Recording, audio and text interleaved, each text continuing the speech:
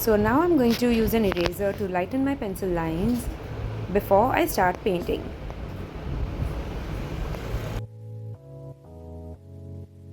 Now let's begin painting. We need a palette for making the base shade, and I'm going to mix white, yellow ochre plus brown to make our base shade, and let's see if we require black also.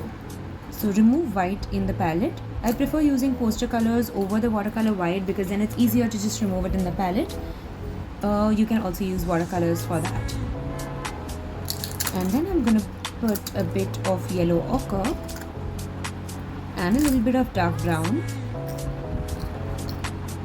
And if you don't have a dark brown, you can use your burnt sienna plus a little bit of black. So let's check it out. So I first swatched it on a piece of rough paper and I found it correct. That's why I started painting on this. You can always keep a rough paper in hand to swatch your shades and try harder to make a shade which is closest to this. So that was my base shade, and I'm going to use direct white poster color dabbing technique to add my highlights. And I'm using dark brown directly, but not very thick, a little slight watery dark brown for my darker shades.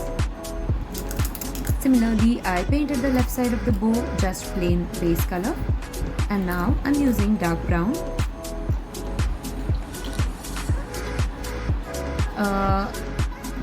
plus black to give my creases, because dark brown looked too reddish to me and in the reference it looks a little more blackish. So dark brown plus black I've made on the side, slightly watery, not picking up too much of thick color, not really watery, but I'm not going to pick up too much thick color, just a little bit.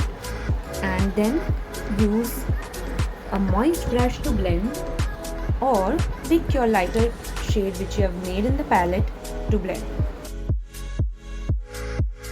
The same way we are going to observe all our creases and use the same color for the creases.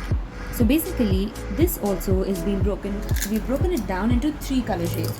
One base color that we made in the palette, plain white color for the highlights, and the third color is dark brown plus a little bit of black for our darker shades. And here I'm going to add white again for our highlights.